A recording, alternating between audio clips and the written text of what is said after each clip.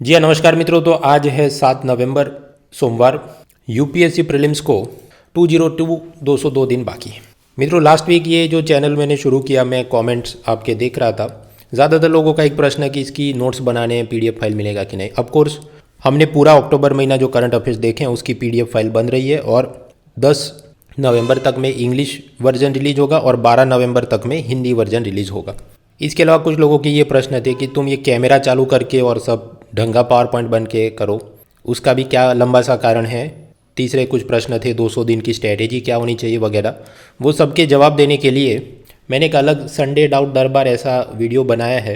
उसकी लिंक ये वीडियो के डिस्क्रिप्शन में होगी। वो यूट्यूब पे आप देख रहे हैं तो उसका कमेंट कार्ड होगा, तो उसे आप देख लेना। अभी मेन मुद्दे पे आते हैं। अच्छा कि ये 7 नवंबर सोमवार को जाने लायक क्या है? कुछ खास नहीं, क्योंकि आप समझिए रविवार को सरकारी ऑफिसों में भी छुट्टी होगी और ये न्यूज़ वाले भी थोड़ा छुट्टी के मूड में होंगे, जर्नलिस्ट। इसलिए जो होगा वो कुछ खास डेवलपमेंट सोमवार न्यूज़पेपर में दिखता नहीं।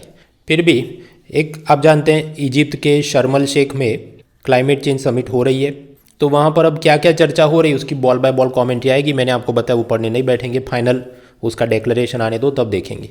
अब जैसे आज ये बॉल बाय बॉल कमेंट्री कर रहा है कि अच्छा पाकिस्तान में जो बाढ़ आई थी उसके बाद क्लाइमेट चेंज, जलवायु परिवर्तन के चलते ये बाढ़ आई थी, फ्लड्स आए थे, तो first world country America Europe उसको मुआवजा यानी कॉम्पेंसेशन दे, ये बात चल रही है। तो वो वाली चीज़ यहाँ पर भी आई है। हाँ तो ठीक है, अपन फाइनल डिसीजन लेंगे तब देखेंगे। फिर आईपीएल मैच कुछ चल रहा है या जो भी, उसमें क्या स्कोर मारा सूर्य कुमार ने, ऐसी सेमीफाइनल मैचों में क्या हो रहा है अपने कुछ काम का नहीं। अब कुछ लोग ये कहें नहीं वो 1-2 साल पहले कुछ पूछा था ना क्रिकेट के बारे में, इसलिए इस पर पीएचडी करते हैं। मित्र उसके बाद वाले साल में नहीं पूछा। And the amount of incremental time you spend on this, उतने में हिस्ट्री, ज्योग्राफी, पॉलिट, इकोनॉमी, वो जो कोर चीज़ें हैं सब्जी रोटी दाल चावल, उसको ख़त्म करो। फिर ये पंजाब में पराली जलाई जा रही है, रशिया यूक्रेन की क्राइसिस, गुजरात इलेक्शन, उसी की बॉल बाय बॉल कॉमेंट्री है। तो पेज 1, 2, 3, 4, 5, 6 तक कुछ काम का नहीं।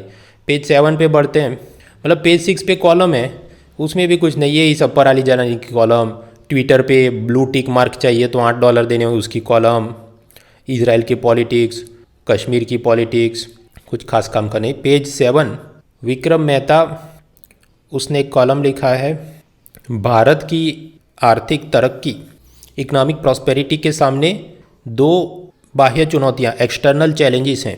पहली क्रूड ऑयल के प्राइजेस और सप्लाई, और दूसरी ये माइक्रोचिप उसके प्राइजेस और सप्लाई, जिस पर ये ताइवान की सेमीकंडक्टर चिप इंडस्ट्री का काफ़ी काबू है। अब उसने उसमें पर्दे के पीछे की सब बातें बताई है कि असल में अमेरिका और कनाडा की ही कुछ 3 बड़ी कंपनियां हैं, उन्हीं के पास ये सारे जो भी लाइसेंस, पेटेंट, टेक्नोलॉजी है। लेकिन वो लोग अमेरिका में ये सीपीयू चिप्स नहीं बनाते। उन्होंने वो सब चीज़ ताइवान, कोरिया, सिंगापुर में इसलिए आउटसोर्स किया है क्योंकि वहाँ ऐसे फैक्ट्री चलाना वो सस्ता है। वही वाली चीज़ अगर अमेरिका में करोगे तो 44% ज़्यादा महंगा हो जाएगा, क्योंकि आप जानते हैं अमेरिका में सब एनवायरनमेंट के कानून थोड़े सख्त होंगे। वहाँ पर ये जो वर्कर्स हैं उसके मिनिमम वेजेस ज़्यादा सख्त होंगे कि न्यूनतम 1 घंटा काम कराए $10 देना होगा, ऐसा सब न्यूनतम वेतन।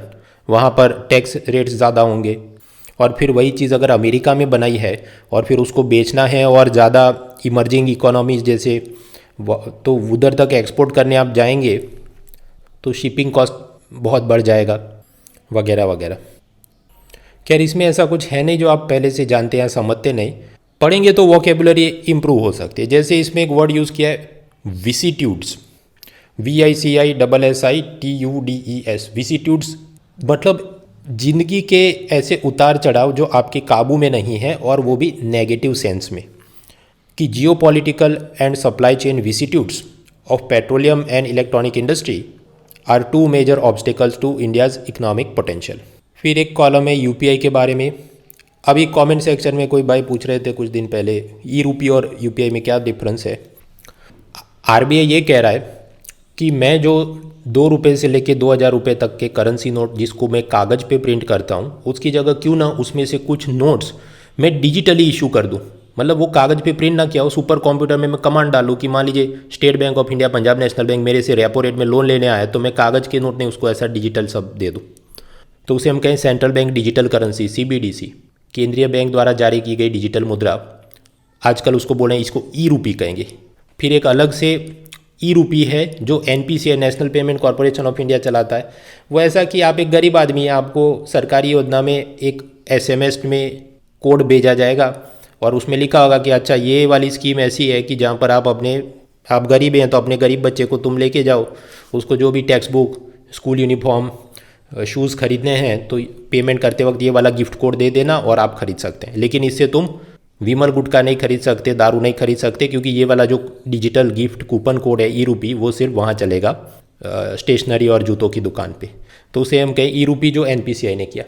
और तीसरा यूपीआई क्या है? Unified payment interface, UPI. ये technology national payment corporation of India NPCI ने बनाई है। इसका ऑब्जेक्टिव क्या है?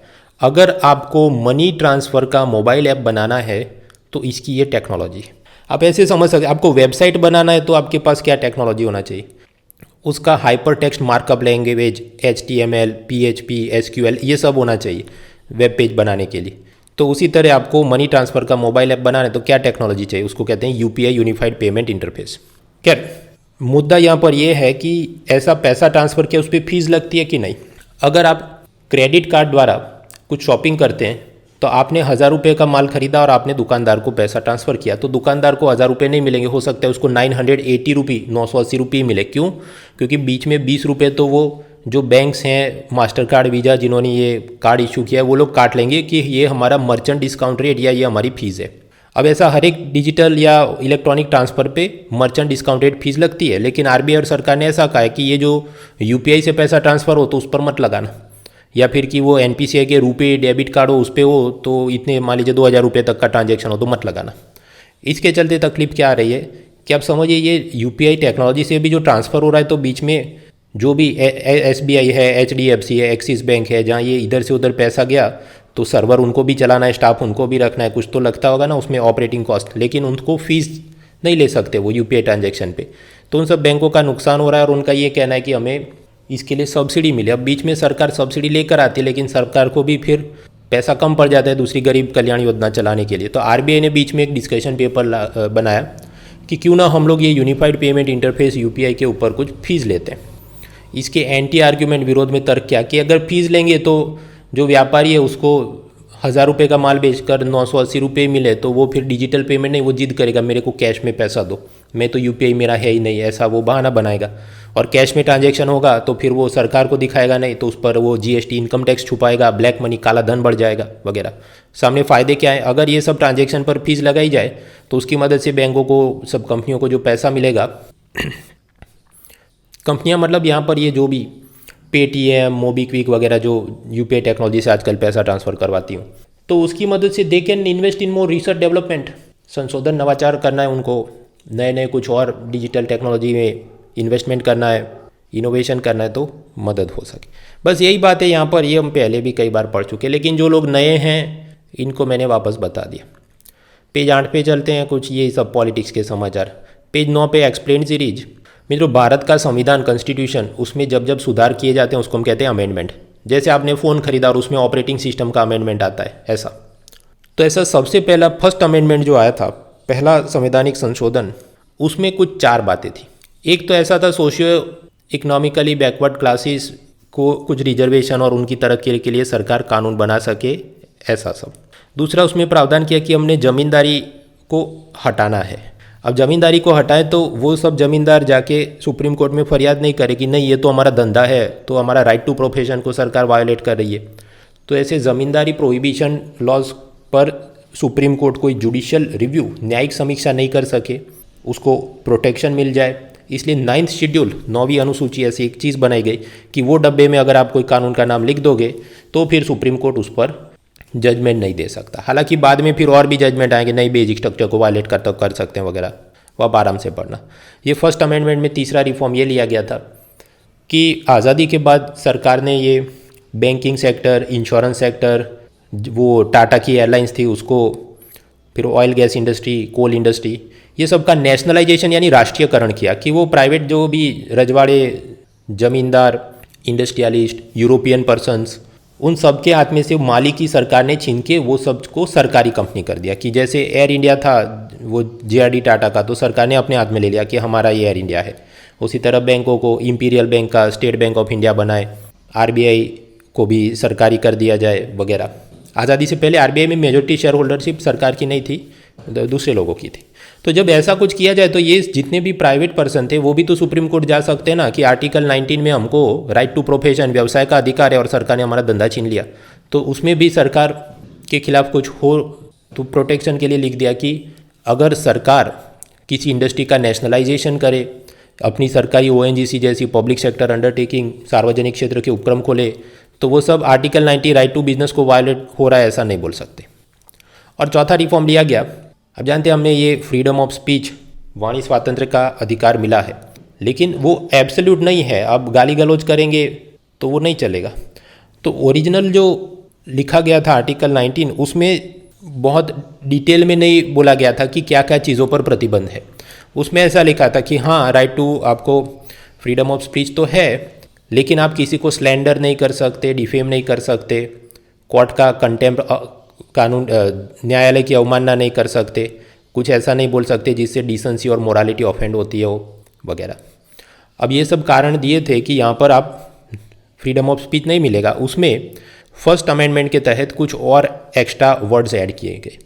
वो एक्स्ट्रा वर्ड्स कुछ ऐसे थे, पब्लिक ऑर्डर, विदेश के जो सरकार हैं उनके साथ हमारे रिश्ते, और लोगों को उत्तेजित करना कुछ अपराध करने के लिए, ये वाली चीज़ों पर भी आपको फ्रीडम ऑफ स्पीच नहीं है। और सरकार इस पर रीजनेबल रिस्ट्रिक्शन, न्यायोचित प्रतिबंध, रीजनेबल रिस्ट्रिक्शन के लिए और भी बहुत सारी चीज़ों पर फ्रीडम ऑफ स्पीच को बंद कर सकती। अब ये जो चौथा मुद्दा है कि फ्रीडम ऑफ स्पीच पर रिस्ट्रिक्शन के कुछ एक्स्ट्रा ग्राउंड्स डाले गए थे अंडर द फर्स्ट अमेंडमेंट, उसके खिलाफ सुप्रीम कोर्ट में कुछ पिटीशन होने वाली है, इसलिए ये एक्सप्लेन सीरीज में लंबा लंबा पुराना सब याद कर रहे हैं। वैसे काम का नहीं, जब सुप्रीम कोर्ट जजमेंट देगा तो हम इसको वापस रिविजिट करेंगे। दूसरी एक्सप्लेन सीरीज है CPEC, China Pakistan economic corridor. अब वो बन रहा है, उसमें क्या वादे आने वाले हैं वो चर्चा में इसलिए कि पाकिस्तान का PM भीख मांगने के लिए वापस चीन गया था वगैरह, अपन कुछ खास नया नहीं। वही सब चीन ने पैसा देकर ये सब डैम, हाईवे, रोडवेज ये सब बनाया, लेकिन उसके बदले जो लोन में पैसा दिया उसको वापस करना है, और चीन उसके बदले में पाकिस्तान की सरकारी कंपनियां माइनिंग, खनन के हमको अधिकार दे दो, या ये पाकिस्तान में जो ग्वादर शिपिंग पोर्ट बंदरगाह बने उसके आसपास जितनी मछली पकड़ने के अधिकार हमको दे दो, वगैरह वगैरह सब चल रहा है। चाइना का ही नाम लिया तो उसका एक, जैसे अपने PSLV GSLV टाइप के रॉकेट होते हैं, उसी तरह उनका लॉन्ग मार्च 5B रॉकेट है।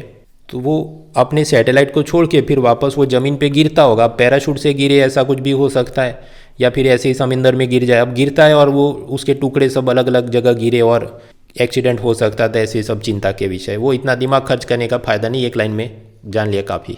तीसरी या चौथी एक्सप्लेन सीरीज़ है मलेरिया की वैक्सीन। इधर देखिए उसने आर्टिकल की शुरुआत की तो 3 तरीके से होती है, या तो आप किसी टर्म को डिफाइन करो, या उसके इर्द गिर्द आप कुछ ओरिजिन बता दो, या तीसरा हो सकता है कि डेटा दे दो। तो ये मलेरिया की एक्सप्लेन सीरीज लिखनी हो आप कैसे कर सकते थे? मलेरिया की डेफिनेशन या ओरिजिन की, ये मान लीजिए ये वाले मॉस्किटो से होता है जिसके अंदर ये प्लाज्मोडियम या जो भी उसका पैरासाइट होता है, और फिर ये ऐसे जाता है लीवर में, ऐसा करता है। ओरिजिन से आप इंट्रोडक्शन दे सकते थे। यहाँ पर इसने डेटा से इंट्रोडक्शन दिया है। पहला ही ओपनिंग लाइन है, malaria kills nearly 6 lakh people every year and majority of them are children in the sub Saharan Africa. तो देखिए आर्टिकल में तुरंत अपना रुचि बढ़ जाए, अपने को शौक लग जाए, वो कैसे हो सकता? आप एक तो ये कर सकते थे कि मलेरिया मॉस्किटो से फैलता है और उसका जो भी प्लाज्मोडियम है या XYZ, उससे अपने को बहुत शौक नहीं लगता। लेकिन शौक यहाँ कैसे लगता है कि तुरंत पहली लाइन क्या है कि मलेरिया से 6 लाख लोग मर जाते हैं और उसमें ज़्यादातर अफ्रीका के। तो जब भी आप कुछ निबंध लिख रहे हैं, मेंस का आंसर लिख रहे हैं, तो कैसे शुरुआत करें? थोड़ा आप दिमाग खर्च करके what will be the most attractive thing, जिससे तुरंत क्लिक बेटी अटेंशन आ जाए, वो यहाँ पर हमें समझना है। खैर मलेरिया के लिए वैक्सीन अलग अलग बनाई जा रही हैं, जिसमें ग्लैक्सोस्मिथक्लाइन नाम की विदेशी कंपनी की RTS, या जिसका मॉस्क्वीरिक्स नाम है, उसकी वर्ल्ड हेल्थ ऑर्गेनाइजेशन ने कुछ अप्रूवल दिए और अफ्रीका में कुछ बच्चों को दिया जाएगा। इसके अंदर क्या टेक्नोलॉजी इस्तेमाल हुई है उस पर ये लंबी सी साइंस की कॉलम है। हम पूरा साइंस समझने नहीं बैठेंगे, 1-2 वर्ड्स याद रख लेंगे कि यहाँ पर ये वैक्सीन में स्पोरोजोआइट नाम का एक प्रोटीन होता है, जो कि ये मलेरिया का पैरासाइट जब अपने खून में जाता है और लीवर पर वो स्थापित हो जाता है, उस वक़्त उसके ऊपर ये टाइप का प्रोटीन होता होगा। बाकी द वायरस वैक्सीन की टेक्नोलॉजी जानते हैं कि वो ऐसा होगा, लेकिन वो शेल खाली होगा, तो हमारी जो भी बॉडी के इम्यूनिटी सिस्टम है वो उसको देख के उसको कैसे लड़ना है ऐसा सब वो एंटी बॉडी बनाना कुछ शुरू करे, ऐसी सिस्टम होगी। और दूसरा हेपेटाइटिस बी वायरस का सरफेस एंटीजन, जिसकी मदद से इसको रेप्लिकेट किया जाता है। इनकी मदद से ये मलेरिया की वैक्सीन बन रही है। फिर पेज 10 पे बढ़ते हैं तो एयर पोल्यूशन के बारे में एक लंबी सी इंटरव्यू सीरीज़ है। अब उसमें लिखा जितना है वो सब कुल मिलाकर एयर पोल्यूशन कम करने के लिए क्या क्या कदम उठाए गए। एक तो नेशनल क्लीन एयर प्रोग्राम, जिसमें करीब 600 करोड़ रुपए 50 से ज़्यादा शहरों को दिए गए। दूसरा 15th फाइनेंस कमीशन, 15वां वित्त आयोग, जिसके चेयरमैन कौन है, NK सिंह। उन्होंने 5,000 करोड़ रुपए की ग्रांट दी है, जिसकी मदद से वो अनुदान का पैसा है कि उसकी मदद से एयर पोल्यूशन के खिलाफ लड़ो। तीसरा प्रधानमंत्री उज्ज्वला योजना, जिसमें BPL परिवारों को LPG सिलेंडर का कनेक्शन दिया जाता है। उससे क्या फ़ायदा, वो लकड़ी काट के जलाएंगे चूल्हा जलाने के लिए, तो एयर पोल्यूशन बढ़ता है, तो LPG सिलेंडर दे। चौथा, पेट्रोल डीजल की जगह इलेक्ट्रिक व्हीकल, बिजली से चलने वाले वाहनों को प्रोत्साहन दिया जाए, उसके लिए फेम स्कीम है, faster adoption of electric vehicle या ऐसा कुछ। इसके अलावा और भी चीज़ें हैं जो आप सोलर इलेक्ट्रिसिटी, विंड इलेक्ट्रिसिटी के लिए क्या किया जा रहा है, सोलर पंप सेट के लिए PM कुसुम योजना वगैरह, ताकि डीजल पेट्रोल का उपयोग कम हो।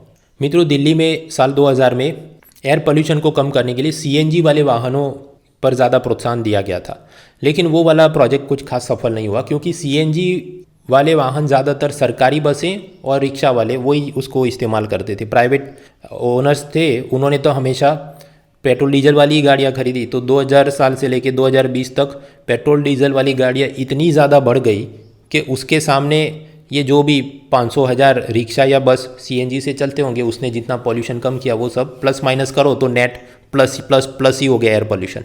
हालांकि अब हम इलेक्ट्रिक व्हीकल को जो प्रोत्साहन दे रहे हैं उसमें तो प्राइवेट पार्टीज़ भी, निजी व्यक्ति भी खरीदेंगे उसे, तो होपफुली पॉल्यूशन कम होगा। बशर्त है कि वो जो बिजली से चलने वाला वाहन है उसकी बिजली सोलर, विंड ऐसी चीज़ से बनाई गई और ना कि कोयला जला के, वरना उधर कोयला जलाया होगा to make the thermal electricity, तो वो वापस एयर पोल्यूशन तो होगा। फिर एक और कुछ एक्सप्लेन सीरीज है क्रिस्पर आप जानते हैं एक जीन एडिटिंग टूल है। रंग सूत्रों को काट के उसमें कुछ एडिट करना हो उसके लिए वो टूल है।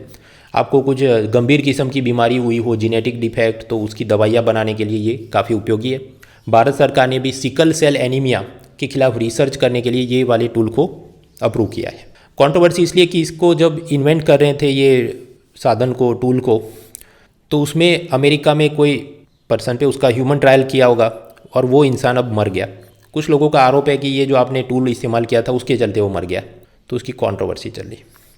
इसके अलावा तो वही सब, अमेरिका में इलेक्शन होने वाले मिड टर्म में इमरान खान, एकता टाइगर, जेम्स बॉन्ड, यूक्रेन की और रशिया की लड़ाई जारी है। फिर बढ़ते हैं पेज 12, इकोनॉमी में कुछ काम का नहीं। वही सब, RBI ने इतने सारे डॉलर बेचे और रूपी डॉलर को स्टेबल किया, फॉरेन पोर्टफोलियो इन्वेस्टर इतने 1000 करोड़ लेके वापस आए, रिलायंस कुछ ये नई कंपनी खरीदने वाला है, ट्विटर $8 दे के आपको ब्लू टिक मार्क देने वाला है, एंड सो ऑन। कुछ खास मज़ेदार नहीं है एग्जाम पॉइंट ऑफ व्यू से। पेज 13-14 स्पोर्ट्स में भी कुछ खास मज़ा नहीं भाई। सब ये जो भी IPL या कौन सी मैच चल रही है उसका श्रीलंका का कोई खिलाड़ी है उस पर रेप का आरोप है, एंड सो ऑन। तो ये था मित्रों, ये जो हम लोग करंट अफेयर्स पढ़ते हैं उसमें से हर सोमवार 15-20 क्वेश्चन की मैं एक टेस्ट लेता हूँ, जिसे हम कहते हैं मृणाल्स मंडे। तो वो भी होने वाली आज रात को। उसका सब रजिस्ट्रेशन लिंक दिया है डिस्क्रिप्शन में। फ्री अनलॉक कोड यूज़ करें mrunal.org and let's crack it.